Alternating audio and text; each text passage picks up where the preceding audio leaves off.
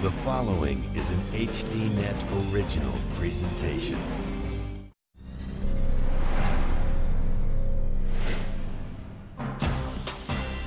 Tonight, follow-up investigations, new information in a series we call What Happened Next? First up, in September 2010, we brought you the previously untold story of how a Chinese businessman tried to sneak millions of phony pills into American drugstores. Mr. Xu was unlike any other person that we had encountered. Just by the array of products, it was clear that he had access to manufacturing and distribution capabilities. Now we've learned that the man we originally profiled was also behind the largest medicine recall ever in Europe. He had with him a laptop computer. We found evidence on there linking Xu to the European companies that have been involved in bringing these goods in. So the laptop was gold dust. Digging deeper into our original investigations, our reporting never stops. We'll bring you the news tonight on Dan Rather Reports.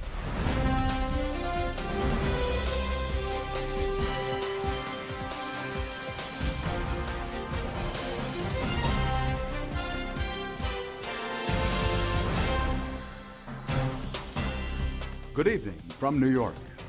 Tonight, an update on one of our most talked about programs, fake prescription medicine. Around the world, it's a multi-billion-dollar industry, and our investigation uncovered criminals plotting to infiltrate the lucrative U.S. market. Since our original report ran, we've learned new details of an international crime ring that got their fake pills into the medicine cabinets of some very ill patients in Europe. But before we get to that, we begin with our original broadcast, the story of a big-time pill peddler, a mysterious Chinese businessman named Kevin Xu.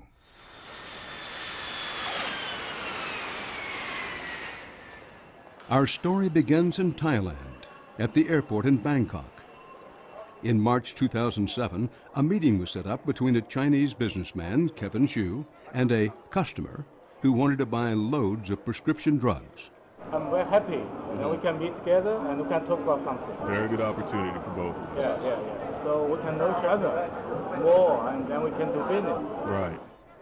Xu was hoping to move large quantities of expensive medicines. The problem was Xu's pills were fake. What's your biggest product right now? Casodex. Okay. Casodex and Plavix. Plavix. Casodex is used to treat prostate cancer, and Plavix is for prevention of blood clots. What Xu doesn't know is that his customer is actually a U.S. Customs agent wearing a wire, and that the entire meeting is being videotaped at a distance by another officer. We've disguised the identity and the voice of this agent. He was posing as a shady importer who could sell Xu's fake drugs to unsuspecting hospitals and pharmacies in the United States. Good afternoon, Bloom Pharmacy. Xu was boldly trying to penetrate the lucrative and well-protected American prescription drug market. Your market Right, in yeah, the United States. And I have some customers that I think I can do volume sales on. We're going into the operations center. Andre Watson is the U.S. Immigration and Customs Enforcement Special Agent in charge of the Xu operation. Just by the array of products, it was clear that he had access to manufacturing and distribution capabilities. Mr. Xu was unlike any other person that we had encountered. Most individuals that come on our radar typically counterfeit lifestyle enhancement drugs, drugs such as Cialis and Viagra. In the case of Mr. Xu, he offered a wide variety of drugs. At the airport in Bangkok, Watson's team of agents set up an elaborate sting operation and hoped to get a rare look inside the Chinese businessman's global operation. And Kevin Xu did not disappoint. He gave an agent a list of 29 medicines that he could provide.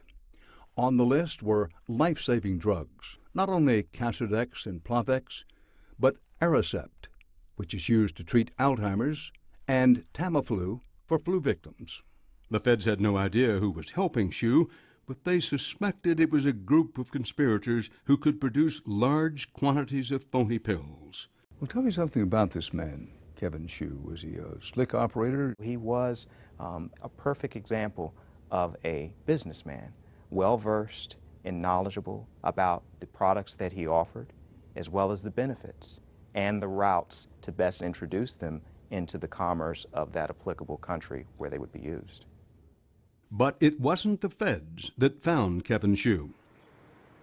It was investigators from the giant drug company Pfizer. Men like Hsu are a threat to patient safety and the corporate bottom line. At this state-of-the-art facility in Groton, Connecticut, scientists used the latest technology to figure out exactly what the fake pills are made of and compare them to samples of real Pfizer medicine. You can see there's a lot of areas where the patterns don't match, so this sample is a counterfeit Lipitor sample. These scientists are part of a team headed by John Clark, the global head of security for Pfizer. Many times what Pfizer analysts find inside fake medicine could be poisonous and deadly. We've seen talcum powder, boric acid, brick dust, highway paint to give it a color, floor wax used to give it a nice sheen so it would look more authentic. Somebody's ingesting something with boric acid, brick dust, highway paint, and floor wax, thinking they're getting medicine. At these labs, scientists test 50 to 70 suspect samples every month. When Clark's analysts deconstructed Kevin Hsu's fakes, they found very little, if any, of the active ingredient. If a patient took one of Hsu's pills, the harm could be devastating and irreversible. Aricept, which we actually got counterfeit from Kevin Hsu. It's a very, very popular, very, very effective Alzheimer's medicine. People think, I'm treating this. My doctor has said I need X number, milligrams of Aricept, and I'm taking it regularly, but the disease just keeps weakening me. People could be dying gradually because they're not getting the medicines they should be. So you get long-term consequences, probably premature death, and nobody's even recognizing why that happened. If you're taking a medicine and you think you're getting the real thing, you get a counterfeit, you're losing that time. Absolutely. The counterfeiters, it's a dollar equation. They just want the money. The impact on the public is of no consequence to them. Counterfeiting medicine is big money. Investigators estimate Kevin Hsu and whoever was helping him were making millions. Roger Bate knows a lot about the value of fake pills. He's an economist who has been studying the global surge in counterfeit medicines. He says an enormous profit margin is what drives counterfeiters. If you take an example for something like Viagra, which is one of the most counterfeited drugs, sildenafil citrate, which is the active ingredient, on prescription in the United States, 1 kilogram would sell for roughly about $200,000 once it's pressed into the pills. I can buy that. Even a white face in India or China, I can buy the active ingredient for about $60 a kilogram. Now, you've got to press that into pills, and you've got to fake the packaging, which is the very hard part, and you've got to infiltrate the supply chain. But that's an enormous markup, $60 to $200,000. As far as federal agents knew, no one in the United States had yet fallen victim to Kevin Hsu's fake medicine, but counterfeit pills have proven deadly in the past. In one shocking case in 2006, a 58-year-old woman, Marcia Bergeron, died in her Canadian home after taking counterfeit medicine she had bought online.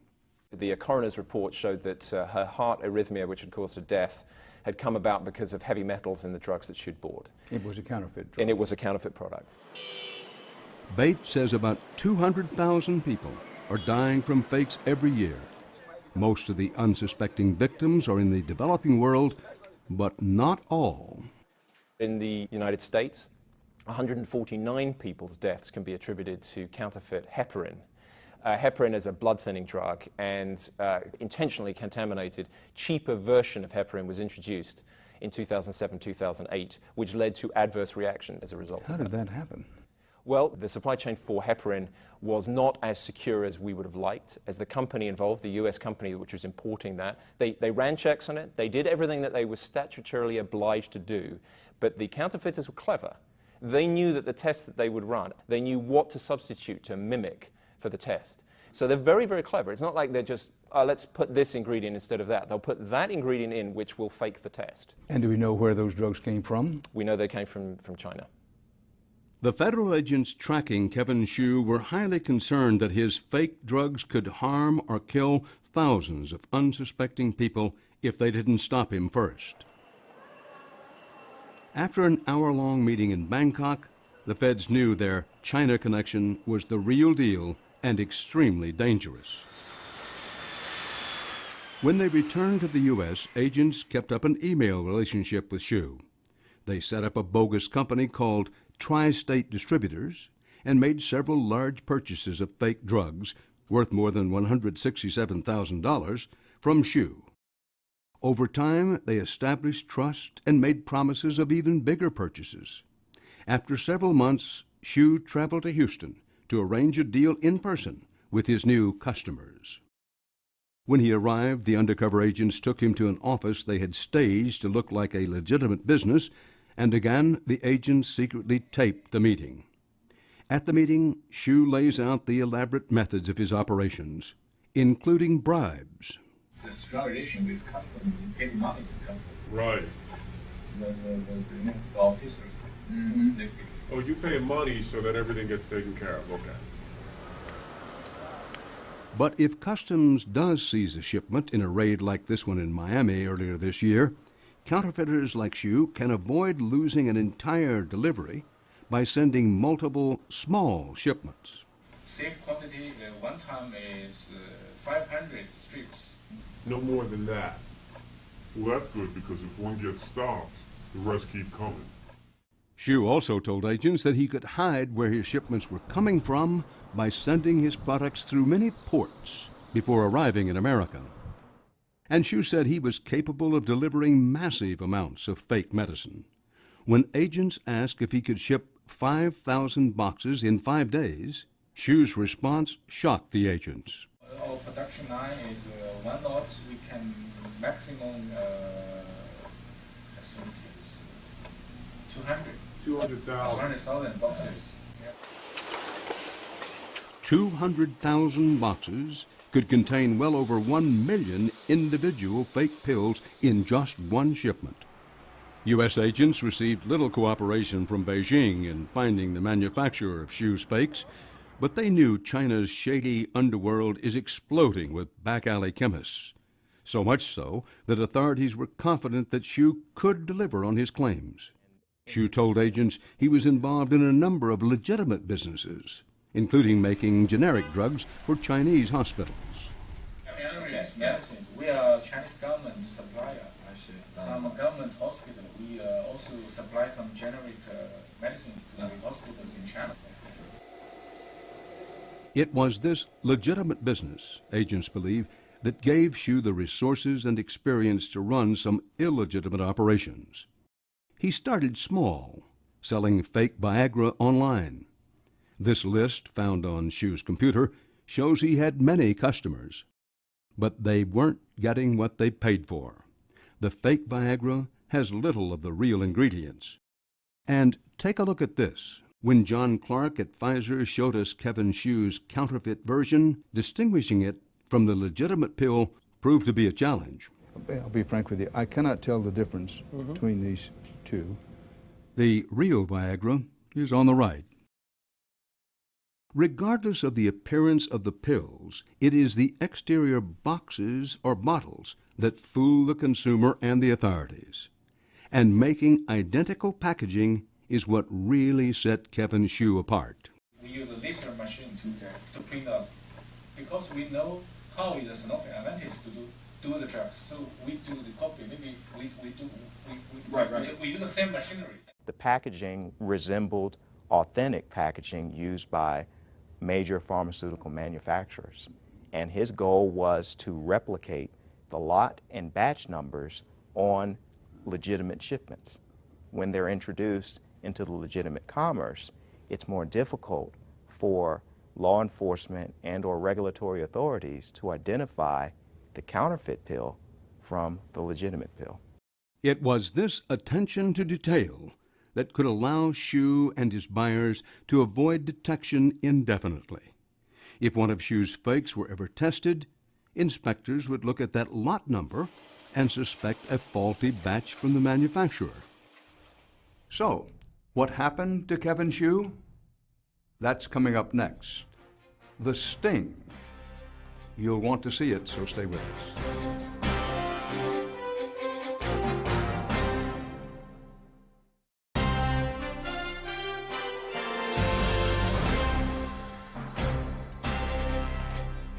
In a suburban Texas office building, the trap was set.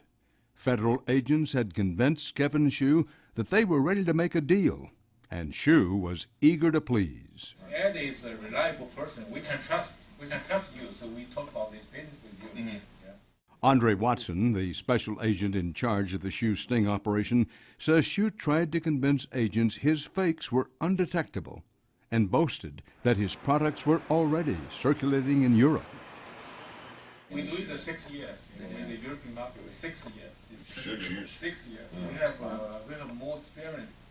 How did he get the fake medicine into Europe?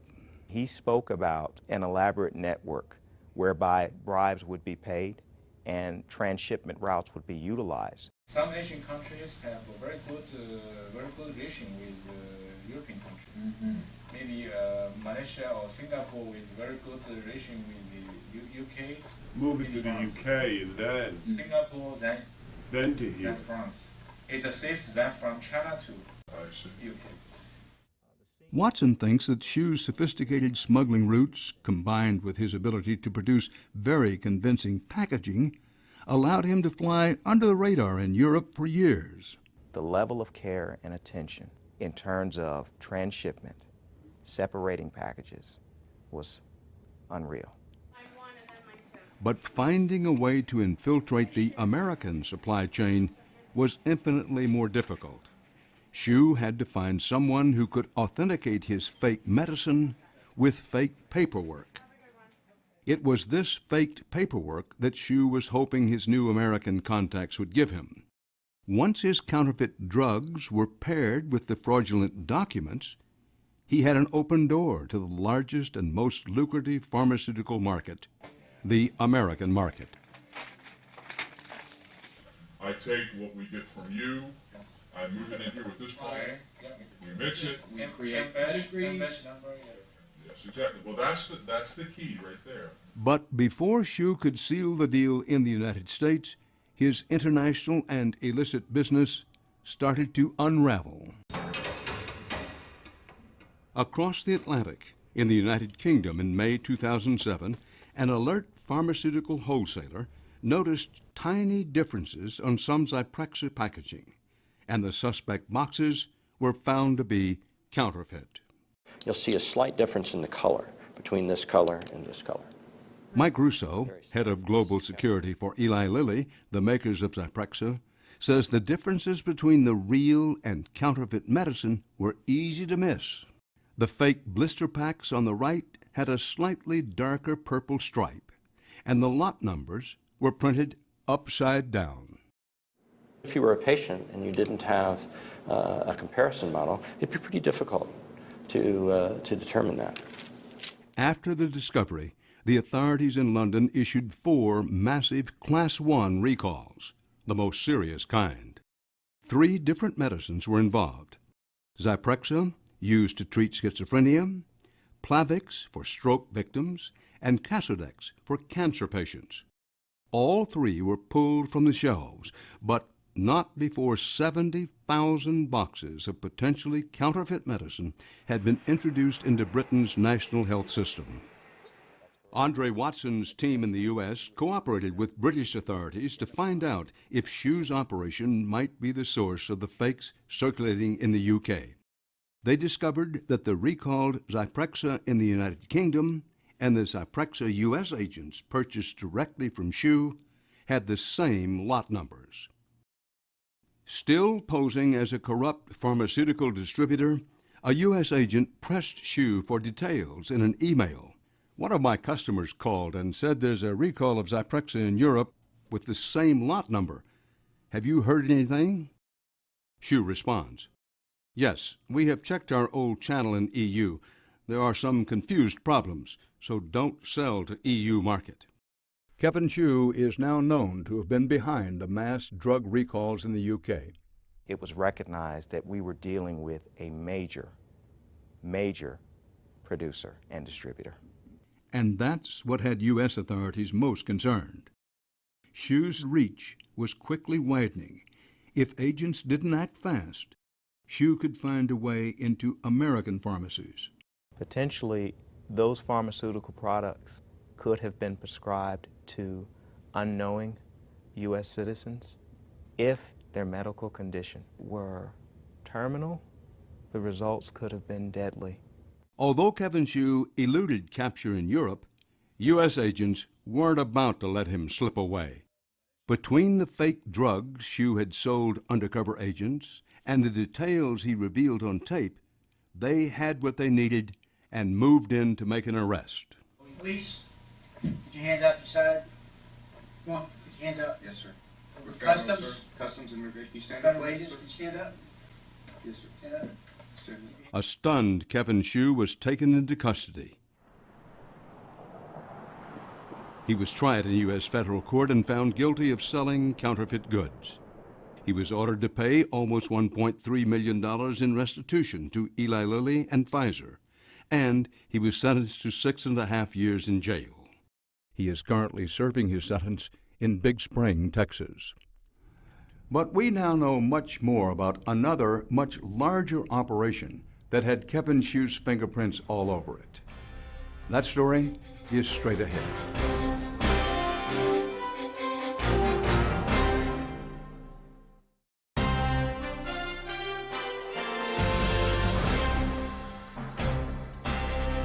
Welcome back. No one likes to think about what might have happened had Kevin Hsu not been caught, especially because authorities in London had, at the same time, discovered thousands of fake pills had breached security controls and made their way onto pharmacy shelves all over the United Kingdom.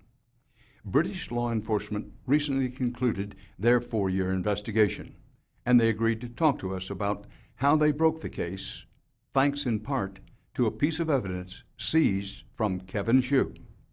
He had with him a laptop computer, and the significance of that laptop was huge in respect of our inquiry.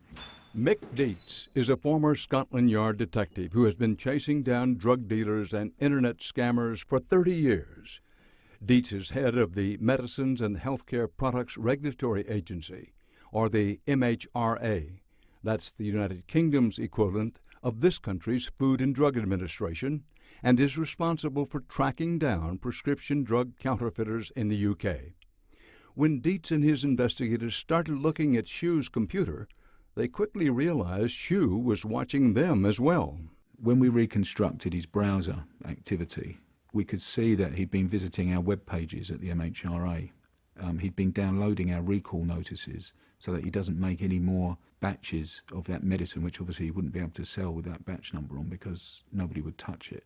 We spoke to Dietz in a storage room packed with seized counterfeit and illegal medicine, some of it confiscated from the case connected to Kevin Hsu. When American authorities shipped Hsu's laptop to England after his arrest, Dietz says they were able to connect the dots from Hsu to their case in the UK. We found evidence on there linking Hsu to the European companies that have been involved in bringing these goods in. There were invoices on there relating to these goods. There were payments going out for our batches of medicine. So the laptop was gold dust. Hsu's laptop was the key to understanding how tens of thousands of packages of fake medicine had found their way into the legitimate supply chain in the UK. We were able to recover over 1.2 million doses immediately that hadn't yet reached pharmacies. But that still left 25,000 packs that had got out to patients and were never recovered. Laboratory tests showed the recalled counterfeits had only 50 to 80% of the active ingredients. And although it is not believed that anyone was harmed by taking the fakes, Dietz says that patients were not getting the treatment they needed. They contained lots of impurities. The coating was wrong. They didn't dissolve at the right rate in the body. They weren't effective. But there was something more. Buried on Shu's computer were documents from a drug import company. Investigators traced the company to a shady businessman who was already on the radar of Mick Dietz and British authorities. His name was Peter Gillespie. Gillespie was once a distributor of legitimate pharmaceuticals in the UK, but his license was revoked after landing in court for illegal business practices. And that, says Dietz, forced him into the black market. So in effect, his business life had stopped. But of course, his appetite for risk increased, and to such an extent that he began to operate with counterfeit medicines. Dietz says they discovered the counterfeit medicine was being shipped directly to Gillespie in Europe, in a way remarkably similar to what Shu described to undercover agents in Houston just before his arrest. These medicines came from China. They were shipped from Hong Kong, then on to Singapore, from Singapore by air freight into Belgium. And once they arrive in the European Union, they receive customs clearance for the whole of Europe in Belgium. Once the fakes arrived in Belgium, they could be transported to any other country in the European Union. So Gillespie could easily truck them anywhere he chose. He took them to a warehouse in a residential area, now being used by another company with no connection to Gillespie, about an hour south of London. This warehouse wouldn't appear on any paperwork anywhere on importation documents. As these photos from the investigation show, high-tech computerized machinery at the warehouse relabeled and reboxed the fakes so they appeared to be real medicines. As investigators started closing in, Gillespie and his crew took off. They cleared it out and they destroyed any evidence that was there. But on the underneath of the conveyor belts that were in that warehouse that were being used to apply the stickers, they'd left behind 3 of these stickers. It was this tiny bit of evidence, combined with the invoices on Shu's computer linking the 2 criminals, that helped convict Gillespie of conspiring to defraud pharmacists, selling drugs without authorization, and trademark violations. In April 2011, Gillespie was given 8 years in prison, a longer sentence than his likely supplier, Kevin Shu. And interesting to look at, Kevin Shu got 6.5 years in the US. I think the difference there in sentences is because we could show that it had got to patients already here in the UK. Dietz says he's satisfied with Gillespie's sentence, and he says he hates to imagine how many could have been harmed if Kevin Shu hadn't been stopped in the United States. I think Zhu had been running a successful business. He'd been confident that this was working well in Europe, and the temptation was there. Dietz says they stopped Shu in the UK, but Kevin Shu told authorities he'd been in business in Europe for 6 years. No one knows the whereabouts of all those pills. When we come back, we take you to Africa, where a tidal wave of bad medicine is turning up in countries where rampant disease is being treated with fake pills. A special investigation from the back alleys of Nigeria. That's coming up next.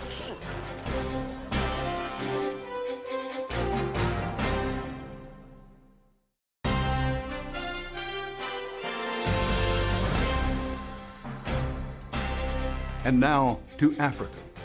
Malaria, cholera, and tuberculosis, all but forgotten elsewhere, still rage across the African continent.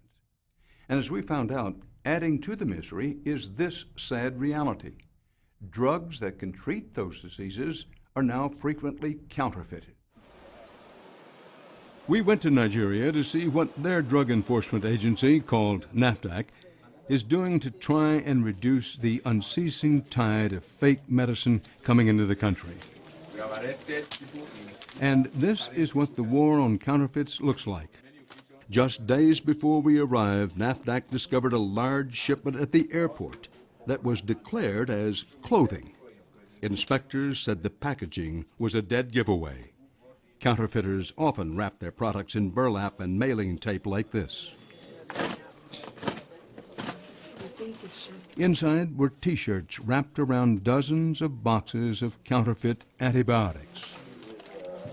Using a combination of new technology and old-fashioned word of mouth, Nigeria is battling callous and insidious counterfeiting operations. Big pill mills in China and elsewhere that are targeting the most vulnerable. Nigeria sits on the west coast of Africa and is the most populous country on the continent. Between the traffic and the crowds, Lagos, Nigeria's largest city, can be challenging to navigate. We were invited here by the head of the Nigerian version of the Food and Drug Administration. Dr. Paul Orhi is the Director General of the National Agency for Food and Drug Administration and Control, called for short NAFDAC. Do you have the support from the very top? Yes, we have the strong support of the top, the presidency. Dr. Orhi, who is both a medical doctor and an attorney, left his family and a quiet life in Houston to return to the country of his birth. His days are quite different now.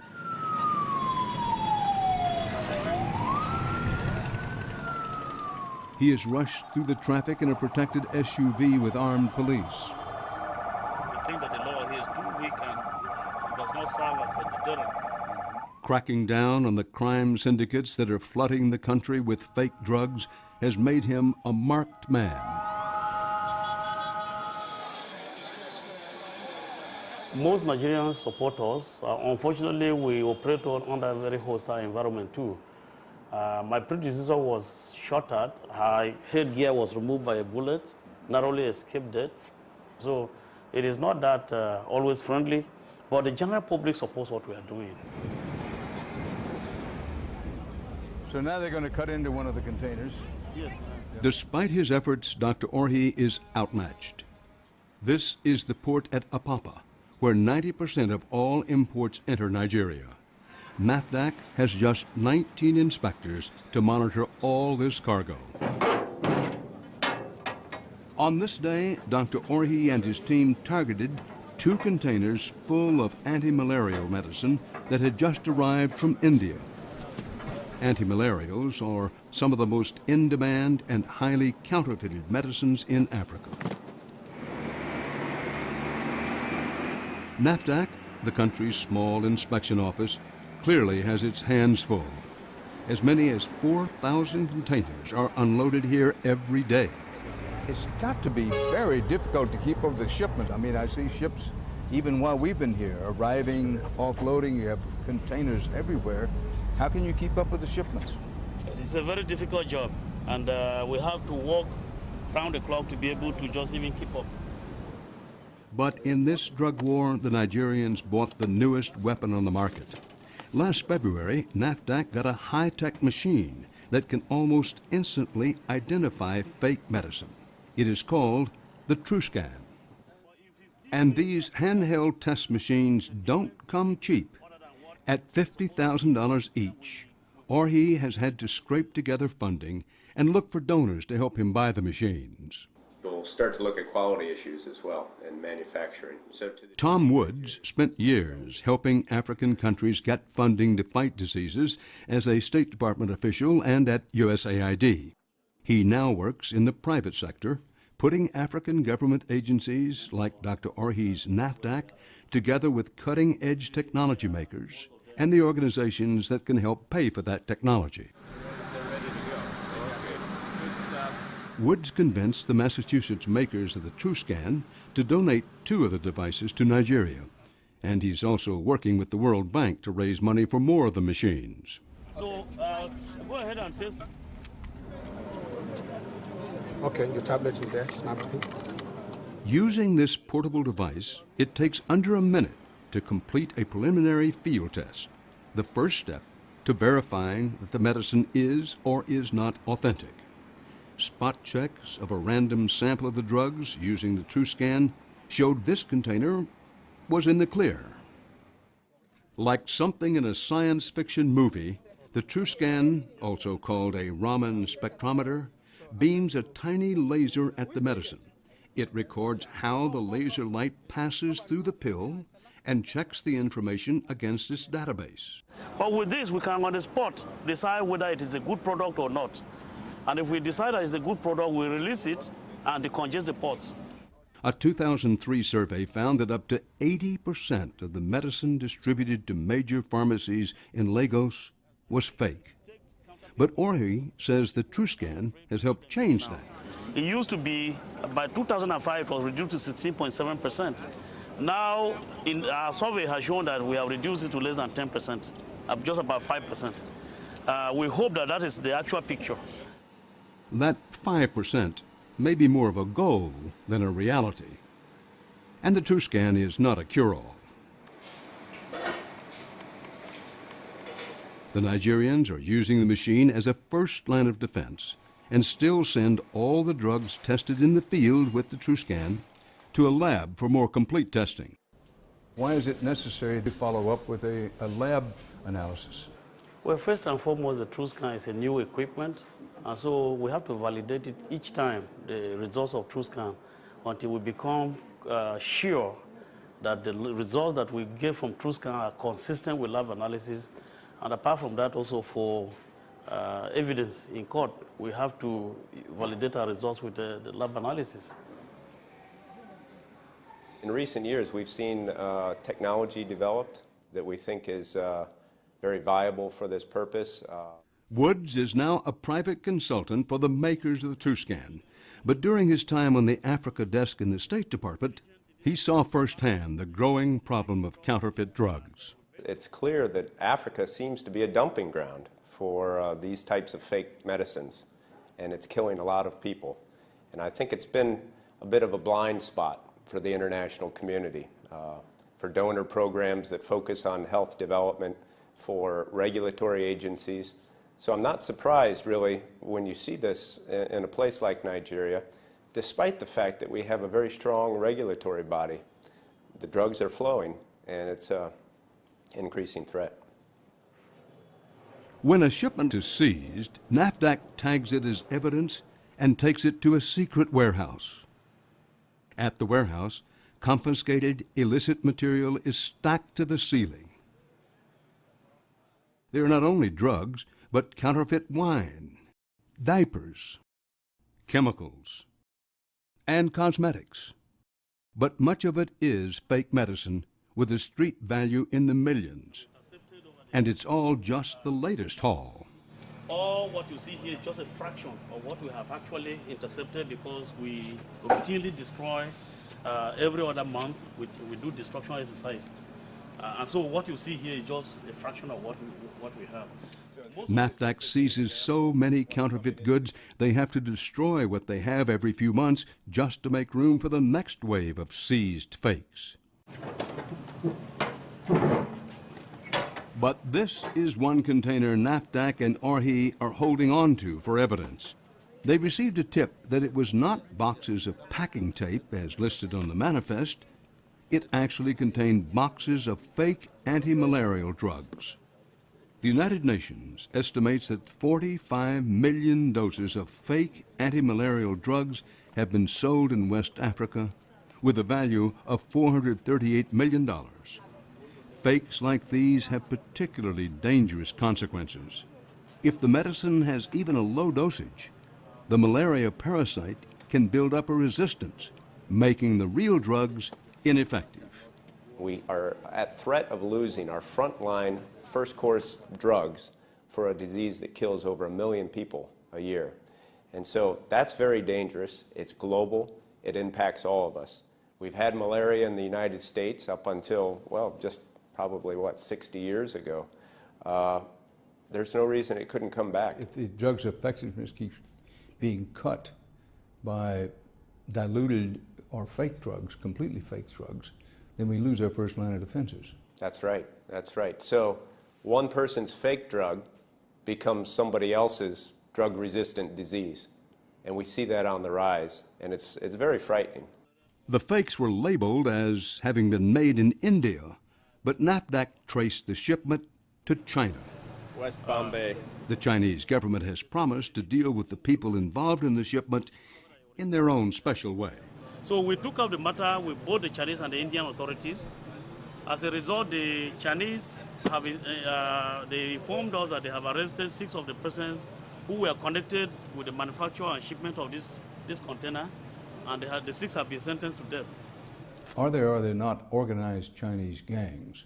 Well, it seems that there are organized criminal networks behind this. The more you scratch, the more you realize this problem is not rogue individuals or guys in back street alleys anymore. This is big business, lots of money behind it, and it's global, transnational crime syndicates. With such an organized effort to get these drugs into the country, fake medicine is bound to hit the streets. Bustling, crowded markets like these are found all across Africa. This is where most Nigerians go to buy everything they need, including their medicine. Stalls sell everything from cough syrup to life-saving medicine, and they are not well regulated. Thousands of tiny, crowded shops like these can be found in markets across the country. Orhi wanted to show us a spot inspection of the pharmacies in Itamoto Market. Well, it's Saturday and the market's very busy today. Yes, it's always like this. It's always like this. Saturday, Sunday, it doesn't matter to them. We quickly learned that inspection requires aggressive, quick action. And not everyone was happy to see the inspectors or our cameras. 6 different teams spread out across the markets this day to test a list of drugs most often counterfeited. Inspectors go after the most common fakes, drugs that are supposed to save lives but are instead threatening public health. Doctor, how often does your organization and your employees do this kind of testing? We do them randomly. We do them just randomly. Unfortunately, we do not have enough of this equipment yet. And you can see the need at the ports itself is very high. And so we're not able yet to do them as often as we want, but we just, once in a while, we do them randomly to keep these people on their toes, that they need to make sure they know the stock where their medicines are coming from. At our first stop, all 3 samples passed. With this equipment, we can, within an hour, test almost all the medicines here. Right. Faster testing also means more testing. Orhi and his inspectors can move through the crowded maze of shops before sellers are tipped off that they are there. And it wasn't long before they found a suspect medicine. A box of pills with a familiar name and manufacturer. These boxes supposedly come from the American pharmaceutical giant Pfizer. This is an antihypertensive drug for treatment of hypertension, made by Pfizer. Well, the packaging looks good. And people counterfeit all sorts of medicines. Well, let's see if this passes. Oh, failed. Well, now, where did he get this medicine? From which company? From the Pfizer distributor. You have the receipts? Okay, let's see the receipts that you got it from. Norvasc is the most prescribed brand name high blood pressure medicine in the world. And even though the box says Pfizer, these tablets could prove deadly because they don't contain enough of the active ingredient. It will take more tests in a laboratory to confirm the TrueScan result. We'll take it to the laboratory and double check too. Right. But in meanwhile, we're going to place it on hold. All this one, we're going to place it on hold. You cannot sell this one until we come and tell you that it is okay to sell it. And in the third shop, the same drug, Norvasc, failed the TrueScan test again. Oh, it failed. It failed. And you can see the problem is the same. In the other shop, it failed. In this shop, it has failed. Right. So it means that maybe the same supplier, a bigger supplier, is distributing them. It might be all over the country somewhere. So we have to check it and maybe recall it all over the country. Who supplies this medicine to you? Okay, you have it. So we have got The information about the company that supplies this medicine. Yeah, that's his invoice, right? The invoice. Yeah. If it doesn't pass, we can follow up and go to that store. Yeah. It might be a bigger problem. It might be a wholesaler just distributing to other people too. So we will have to investigate and go all the way back to the source. This pharmacist agreed to take us to the wholesaler who sold him the suspect Norvasc. So we're leaving now the Yuba pharmacy, and the pharmacist is going to take us to the person who supplied him. Henry, we're going this way. As we perspired and stumbled our way through a maze of back alleys, Orhi explained that the drug supply chain in Nigeria is as tangled and confusing as the streets in the market. Oftentimes, the small pharmacists are unknowingly pushing fake medicine. Sometimes they buy from genuine distributors who represent this company like Pfizer.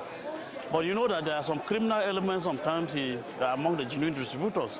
Sometimes they will mix the bad medicine with the good one and sell it to the unsuspecting people who think that they're buying medicine directly from the company. Dr. Orhi says the reason why he agreed to take on the challenges and dangers of the job is because in a place where disease is so rampant, fake drugs are making the fight even harder. Now, this is a real back alley here. Yes. But still we have a lot of medicine stores. Yeah, this is even deeper into the back alley.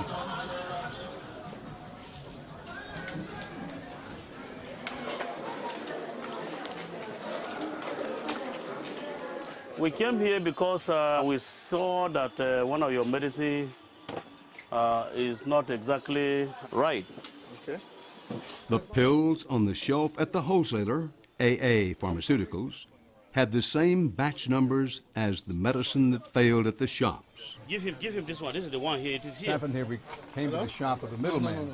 Started with the pharmacy, where this Pfizer product failed.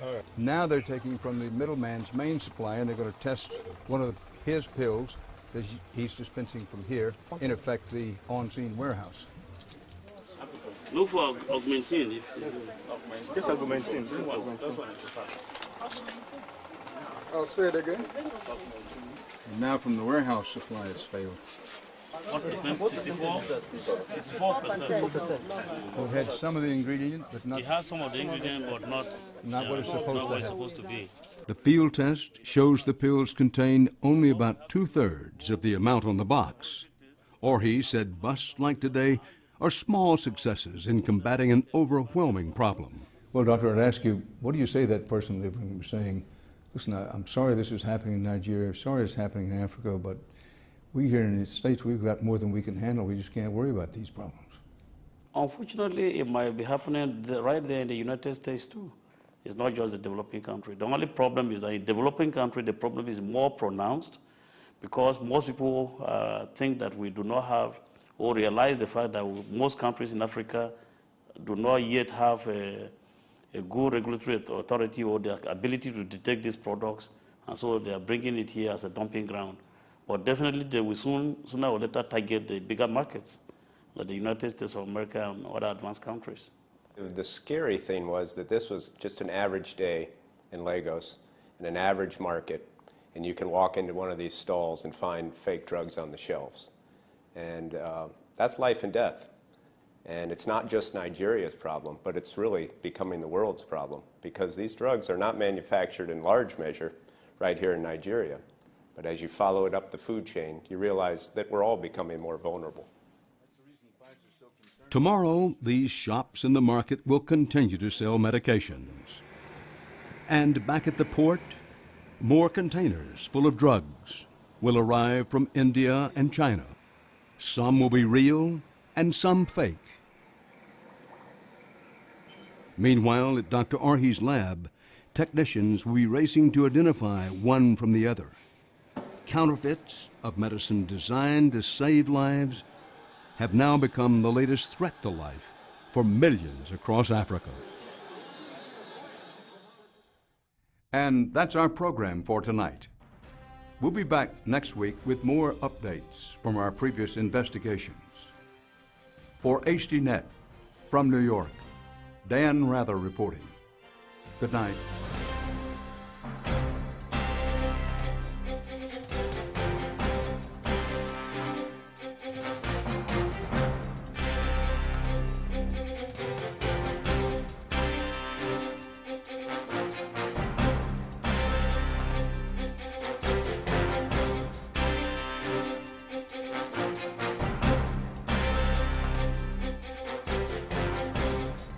If you would like to add your name to an email list for information on upcoming programs, or if you would just like to send a question or comment, please email us at viewer@hd.net.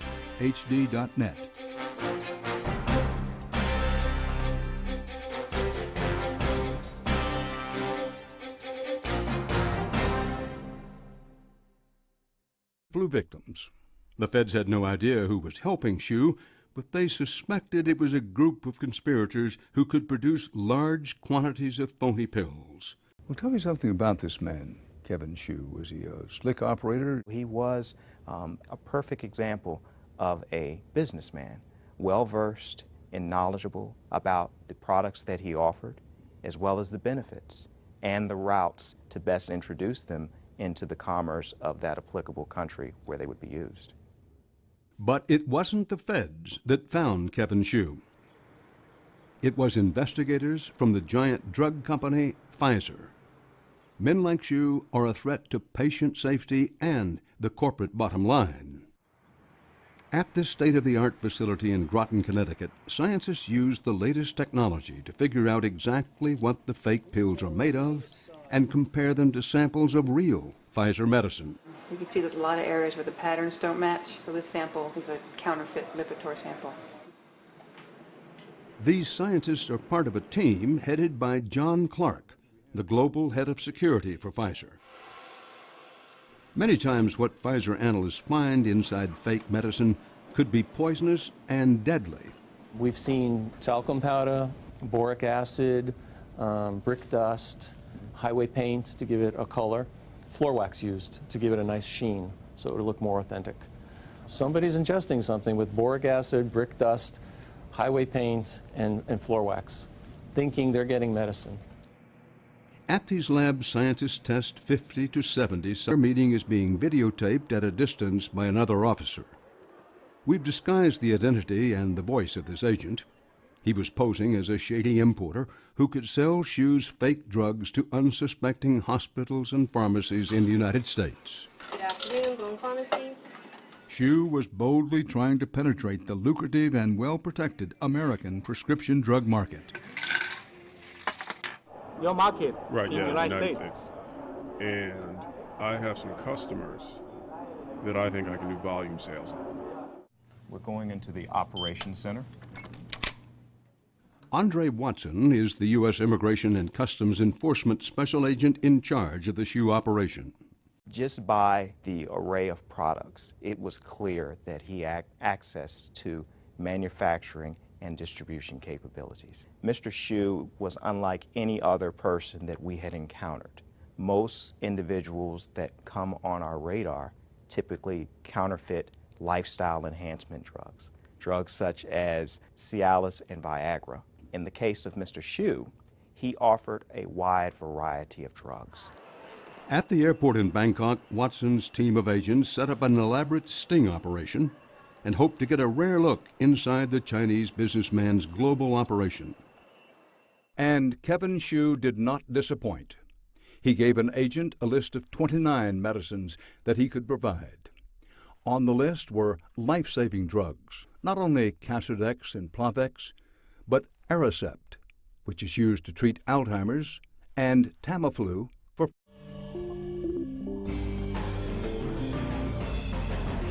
The following is an HDNet original presentation.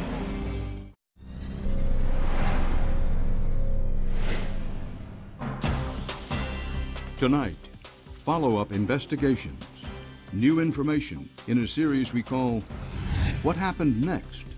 First up, in September 2010, we brought you the previously untold story of how a Chinese businessman tried to sneak millions of phony pills into American drugstores. Mr. Xu was unlike any other person that we had encountered. Just by the array of products, it was clear that he had access to manufacturing and distribution capabilities. Now we've learned that the man we originally profiled was also behind the largest medicine recall ever in Europe. He had with him a laptop computer. We found evidence on there linking Zhu to the European companies that have been involved in bringing these goods in. So the laptop was gold dust. Digging deeper into our original investigations, our reporting never stops. We'll bring you the news tonight on Dan Rather Reports.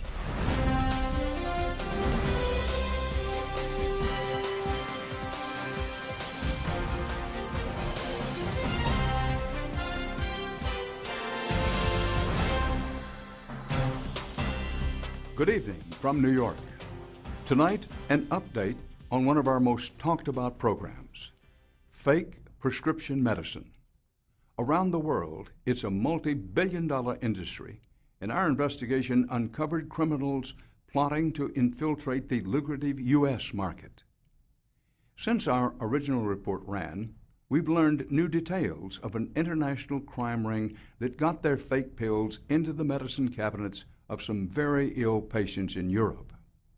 But before we get to that, we begin with our original broadcast, the story of a big-time pill peddler, a mysterious Chinese businessman named Kevin Xu.